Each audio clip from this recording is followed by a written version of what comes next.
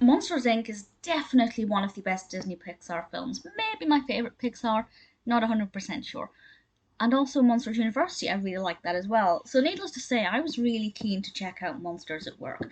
I wasn't sure if I was in the mood for Monsters Inc. characters being in a TV series rather than as a film, but I thought I'd check out the first episode, and I have to say, I think it's going to work. I genuinely enjoyed this first episode. This was released not too long ago. This was released last year, and I think it was the beginning of last year, the beginning or the middle of last year. The first episode is called Welcome to Monsters Incorporated, and this gives us a really good introduction to what's going on. But what's really interesting is that everything is kind of being overhauled. Um, Suddenly, laughing is the name of the game. It focuses on Mike and Sulley and characters that we know and love. But we also have a new protagonist called Tylor. Tylor Tuskmon is a brilliant scarer, top of his class. He's been hired by Monsters Inc. to be a scarer, but when he turns up, he learns that suddenly it's no longer the thing to be a scarer. Scarers are being replaced with laughers? Is that what they're called? It doesn't sound right. But now the aim of the game is to make the children laugh rather than to scare them, which I think is really interesting because it's basically the exact opposite of what the films are, training the monsters to do and what they're experiencing. And I think that that could make it a little more, even more lighthearted and funny than it actually is. And I'm keen to see where they go with that concept. But it was a bit weird to kind of have this first episode where everything we know and love from the films with regards to Monsters Inc. as a business is being overhauled and completely changed. And it's really weird that that happens in the first episode.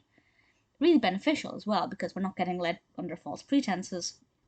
But really, really weird that they're saying, right, this is going to be completely different to the films in terms of what the company stands for and what they're trying to do. And in a way, I think that works because it helps to separate it from the films. So I'm really interested to see what happens with Tylor. His first day does not go down too well. There are some problems that he encounters.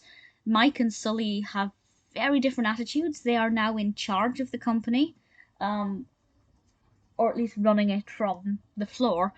And Mike is very, very happy about this. Sulley is a little bit more realistic and kind of sees the bigger picture of how much of a big job this is going to be, particularly with everybody losing their heads and not really knowing what's happening with this whole changing from scaring to laughing. We get to meet some really interesting characters that I think are going to provide a lot of hilarity. We still get the doors. Obviously, there are some. Honestly, the first time we see the doors being wheeled in, conveyor belted in, I'm not sure what the term is, but being pulled into the room. Oh, my heart fluttered because that's one of my all-time favorite Disney scenes from the first film where we just have all of the doors flying all over the place and it just always makes me so nostalgic and I absolutely love it. And whenever the doors are there, I am happy. Glad that they haven't kind of changed that approach. Very keen to see what they do with it. The animation quality is the usual high standard that we know and love from Pixar.